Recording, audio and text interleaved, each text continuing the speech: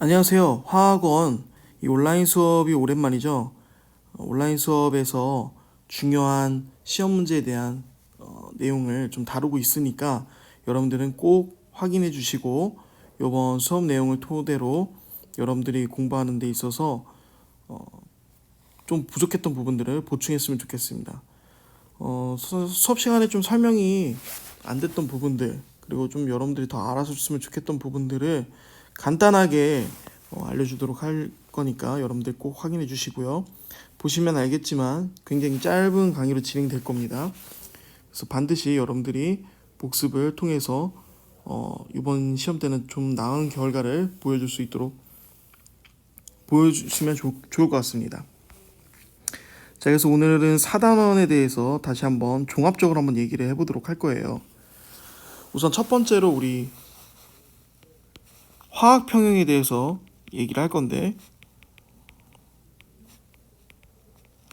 우리가 평형 동적 평형이라고 하는 것은 생성물과 어떤 반응물의 농도의 곱이 일정한 상태로 유지되기 때문에 우리가 반응이 멈춰 있는 것처럼 보이는 것이 바로 평형 상태라고 얘기했었죠. 우리가 이런 평형 상태는 상평형과 그다음에 용해 평형을 주로 많이 다뤘는데요. 사실은 우리가 앞으로 더 많이 배울 것은 화학 평형이기 때문에 여러분들이 화학 평형에 대해서 좀 더 자세히 알아둘 필요가 있어요. 우선 우리가 첫 번째로 배웠던 상평형에서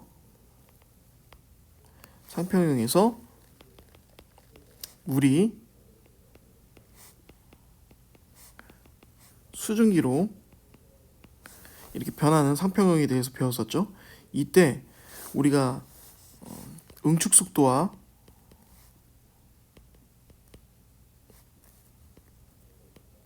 교속도와 그다음에 증발 속도를 비교하면서 이야기를 했을 거예요. 그러면서 많은 친구들이 그 화학 평형에 대해서 동적 평형에 대해서 발표를 진행할 때 그 증발 속도와 응축 속도의 그래프를 그린 적이 있는데요. 이런 식으로 반응이 진행됨에 따라 여기가 속도라면 증발 속도는 이렇게 변하지 않고 응축 속도는 이런 식으로 점점 빨라진다라는 그래프를 그린 적이 있어요. 자, 이것이 상평형에서의 그 각각 증발 속도와 응축 속도에 대한 그래프인데요. 사실은 화학평형은 이와는 좀 다릅니다. 자, 화학평형에 대해서 한번 이 그래프를 다시 한번 그려보도록 할게요. 화학평형에서는 A라는 반응물이 B라는 생성물로 될 때, 이때 여러분들 주의해야 될 것은 화학식을 쓸 때는 꼭 이렇게 물질의 상태를 꼭 쓰셔야 됩니다. 화학식을 쓸 때 이 물질의 상태를 쓰지 않으면은 화학식이 완성이 되지 않은 겁니다. 반드시 지켜주시고요. 이렇게 A라는 반응물에서 B라는 생성물로 될 때 두 가지로 방향이 결정되는데요. 첫 번째는 처음에 반응물만 있을 때, 그리고 두 번째는 처음에 반응물과 생성물이 모두 있을 때, 이렇게 두 가지에 대한 화학 평형이 있을 겁니다. 평형이 이루어져 있지 않은 상태에서 처음에 반응물만 집어넣으면은 화학 평형까지 어떻게 속도가 바뀌게 되는지, 그 다음에 처음에 반응물과 생성물을 넣어줬지만 화학 평형이 이루어져 있지 않다면 화학 평형으로 이루어지려고 할 때 어떤 식으로 반응 속도가 변할지, 이거에 대한 내용인데요. 사실 이 두 번째는 우리가 여러 가지 더 힌트가 있어야지만 이 반응 속도를 알 수가 있어요. 그리고 이 부분에 대해서는 사실 굉장히 좀 어려운 내용이기도 하고 또 화투에서 나오는 내용이기도 하다 보니까 두 번째 내용은 사실 안 나온다고 보면 돼요. 그러면 첫 번째 바로 처음에 반응물만 들어가 있을 때, 반응물만 용기에 이 A만 이렇게 들어 있을 때 앞으로 B가 생성되는 거겠죠? 그러면 이때 반응 속도는 어떻게 변하는 것이냐?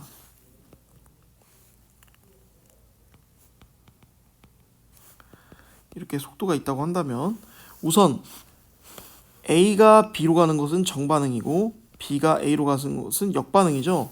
그럼 정반응의 속도와 역반응의 속도가 점차 평형으로 갈수록 어떻게 진행되는 거냐? 이 소리입니다. 근데 물의 증발과 응축에서는 증발은 계속 일정하고 그 다음에 응축은 계속 빨라졌죠. 그러니까 여러분들은 정반응은 계속 일정하고 역반응은 점점점 빨라져서 결국엔 속도가 똑같아져서 동적 평형에 이른다 이렇게 생각할 수도 있어요. 하지만 화학에서 평형은 이렇지 않습니다. 상평형과는 좀 다른 부분이 있어요. 증발 속도 같은 경우에는 온도의 영향을 받기 때문에 온도가 일정하다면 사실 증발 속도는 변하지가 않죠. 하지만 화학 반응에서의 평형은 좀 다릅니다. 우선 첫 번째, 생성물만 있으니까 당연히 반응물만 있으니까 당연히 생성물이 만들어지겠죠. 그러면 처음에는 반응물이 없기 때문에 이 반응물이 만들어지는 이 속도가 굉장히 빨라집니다. 하지만 점차 반응이 진행되면서 점점점 느려질 수밖에 없어요. 왜냐면은 반응물이 점점 많이 생기다 보니까 농도가 줄어들어서 이 농도가 사실 반응 속도에 영향을 주거든요. 그래서 점점점 반응이 진행될수록 정반응의 속도는 이런 식으로 줄어든다는 것을 알 수가 있고요. 그렇다면 역반응은 처음엔 아무것도 없었죠. 0이었다가 정반응이 진행되면서 바로 생성물이 만들어집니다. 그럼 역반응이 점점점 이제 생겨나겠죠. 이때 역반응의 속도는 점점점 올라가서 정반응의 속도와 이렇게 일치가 됩니다. 이런 식의 그래프를 그려진다는 것을 여러분들이 꼭 확인해 주시고요. 이게 속도 그래프가 아니라 농도 그래프로 나올 수가 있어요. 그래서 A의 농도는 당연히 점점점 줄어들겠죠.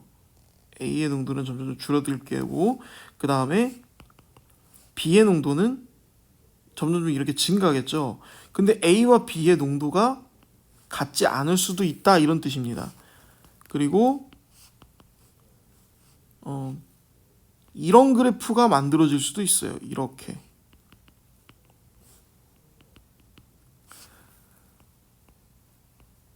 그래서 Y축이 농도인지 속도인지 여러분들이 이 그래프를 반드시 확인하는 게 굉장히 중요하고요.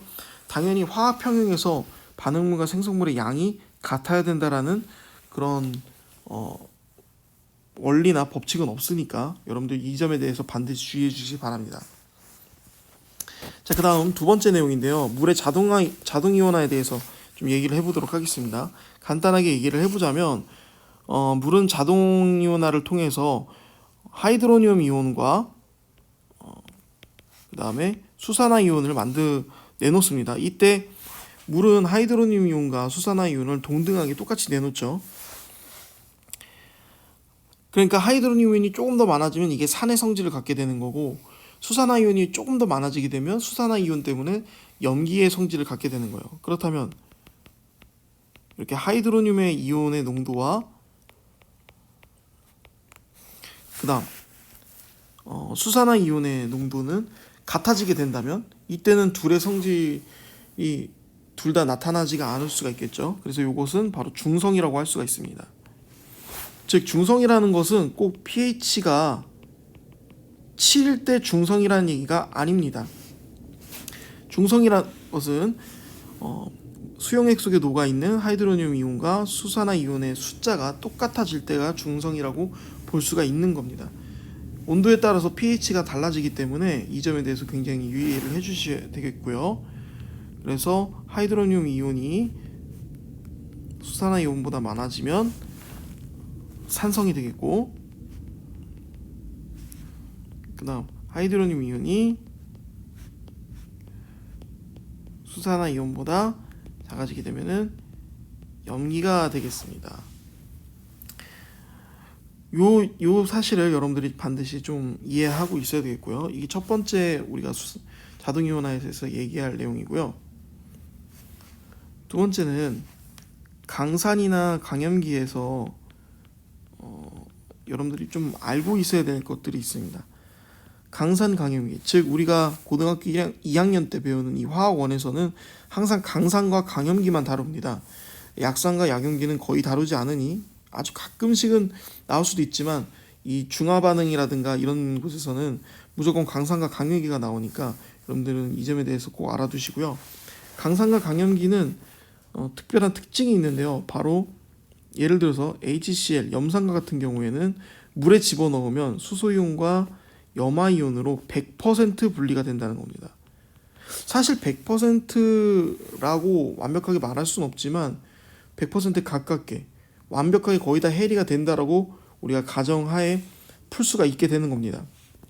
그러다 보니까 처음에 HCl을 넣어줬을 때 HCl의 그 몰수가 수소이온의 몰수가 되겠죠. 즉 그러니까 수소이온의 몰수는 수용액 속에서 고정이 되는 거예요. 그러니까 수소이온의 몰수가 고정이 되다 보니까 수소이온의 농도와 그 다음에 수산화이온의 농도가 곱했을 때 10의 마이너스 14승이 나와야 된단 말이죠.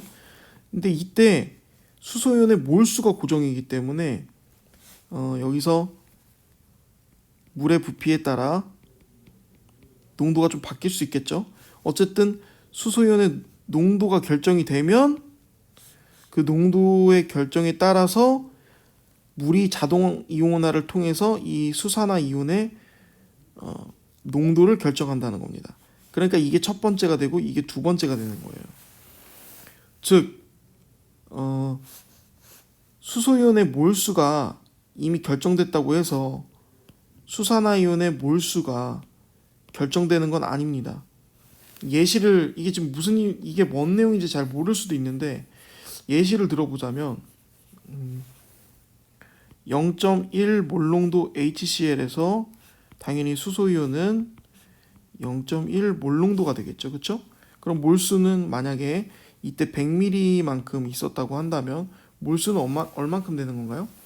몰수는 당연히 0.01 몰이 되겠죠. 그러면 수산화이온은 당연히 10의 마이너스 13승 몰만큼 되는 거고 당연히 몰수는 10의 마이너스 14승 몰수만큼 생성이 되는 겁니다. 자, 그런데 여기다가 아무것도 집어넣지 않고 물만 더 추가했다고 해봅시다. 물을 더 추가해서 500ml로 만들었다고 해요. 그러니까 400ml를 넣은 거죠. 그래서 500ml로 만들면은 얘는 얼만큼 희석이 되냐? 5분의 1만큼 희석이 되는 겁니다. 그러면은 이 몰농도 값은 당연히 변하겠죠. 하지만 이 몰수는 변할까요? 이때 HCl 강산에서 만들어진 수소이온은 당연히 몰수가 고정이 될 수밖에 없습니다. 왜냐면 내가 넣어준 염산만큼의 수소이온이 지금 물속에 들어있다고 가정한 거니까요. 하지만 OA 수산화이온 같은 경우에는 이 몰수가 바뀝니다. 이 농도가 바뀌니까 당연히 수산화이온의 농도가 그 물의 자동 이온화 때문에 바뀌게 되겠죠. 그러니까 당연히 수산화이온의 몰수는 변하게 되는 거죠. 이 가역 반응에 의해서 수산화이온의 몰수가 더 증가하게 될 수가 있게 되는 겁니다. 이 점에 대해서 여러분들이 직접 한번 계산해 보면은 쉽게 이해가 될 수 있을 거예요. 500ml를 넣었을 때 이 각각 몰수가 어떻게 변하는지, 농도가 어떻게 변하는지, 몰수가 어떻게 변하는지를 체크해 보면은 여러분들 이해가 될 겁니다. 다시 한번 얘기하지만 강산과 강염기에서의 그 몰수는 안 변합니다. 농도만 변해요.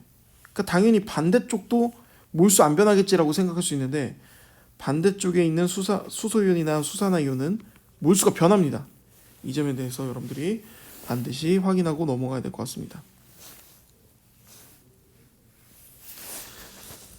자, 그래서 요걸 통해서 우리가 몰농도가 나온다라는 걸 알 수가 있어요.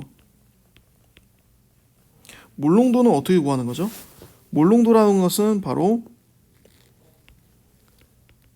용질의 몰수를 용액의 부피로 나눠주게 되는 게 바로 몰농도가 되는 겁니다. 자, 그러다 보니까 이 몰농도를 다시 몰수로 바꿔주기 위해서는 몰농도에다가 부피를 곱해주면 몰수가 나온다라는 것을 알 수가 있습니다. 이때 부피는 단위가 당연히 리터가 돼야 됩니다. 미리리터로 되어 있다면은 여러분들은 리터로 바꿔서 계산을 여러분들이 진행을 해줘야 되는 겁니다. 자, 이때 희석률이라는 게 있는데요. 아까 전에 선생님이 보여줬었을 때 희석률에 대해서 희석을 시켰다, 뭐 5분의 1이 됐다, 뭐 이렇게 했을 때 좀 헷갈린 사람들이 있을 텐데요. 예를 들어서 1 몰농도의 어떤 A라는 물질이 있다고, A라는 수용액이 있다고 해봅시다. 이 A라는 수용액은 100ml였대요. 근데 여기다가 A라는 용지를 더 넣지 않고 물만 더 100ml를 넣어줬다고 합니다.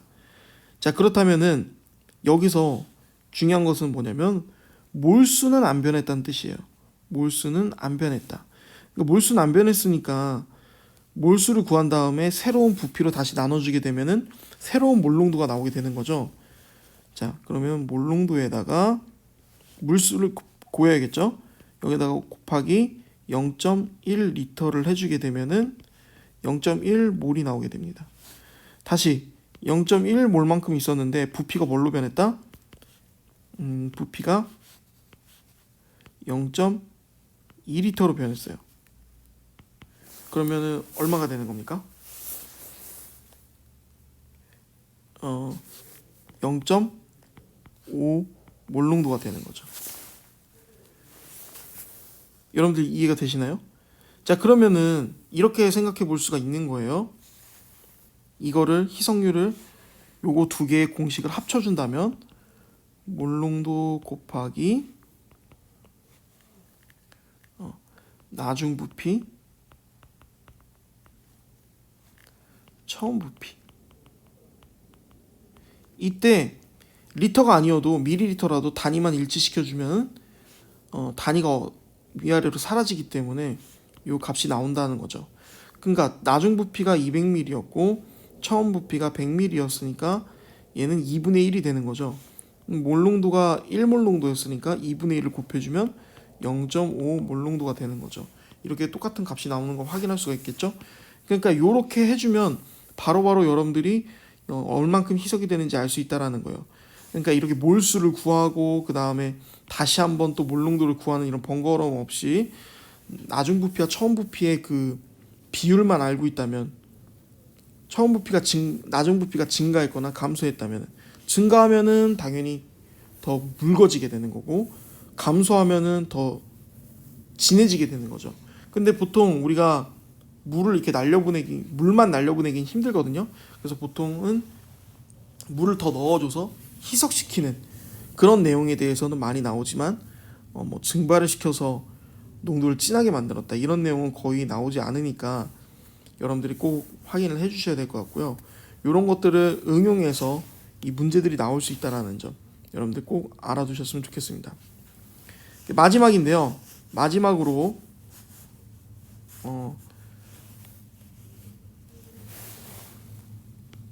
세 번째, 퍼센트 농도를 몰농도로 바꿔주는 것을 여러분들이 알고 있어야 됩니다.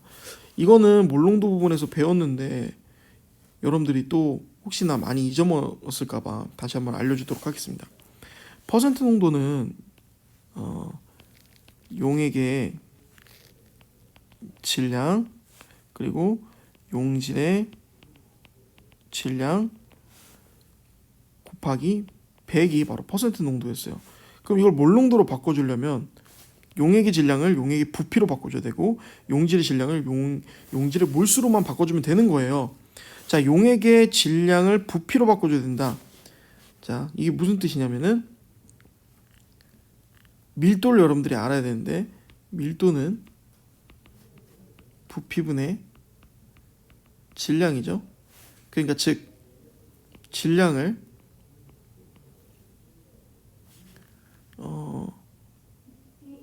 질량을 밀도로 나눠주게 되면은 질량 없어지고 결국엔 부피가 되는 거죠. 그러니까 밀도를 나눠주게 되면은 질량을 밀도로 나눠주게 되면은 부피가 나오게 된다, 이런 뜻이 되는 겁니다. 그렇다면은 여기다가 밀도를 나눠주면 되겠죠. 여기다 밀도를 나눠주면 분모에서 나눠준 거니까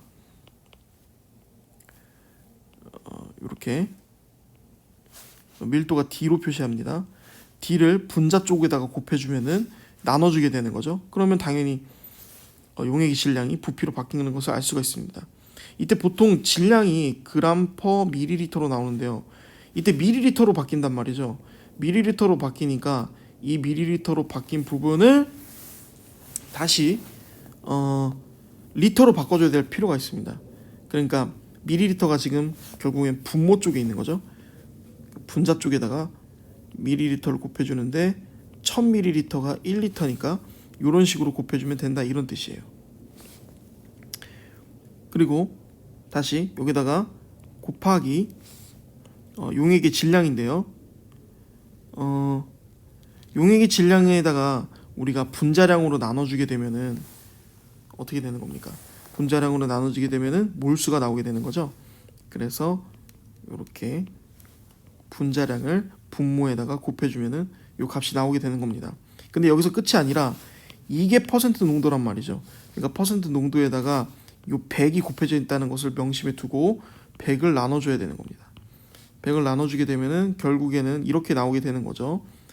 퍼센트 농도에다가 곱하기 10dm, 요거를 곱해주게 되면은 몰 농도가 나온다. 이렇게 여러분들이 알아두시면 좋을 것 같습니다. 네, 다들 좀 다들 아는 내용이었지만 한번 복습 겸 또 한번 기억을 또 되살릴 겸 얘기를 해봤습니다. 이 점에 대해서 한번 복습을 해보시고 이번 4단원 모두가 공부를 열심히 해서 좋은 성적을 이뤄낼 수 있기를 바랍니다. 여기서 수업 마치도록 하겠습니다.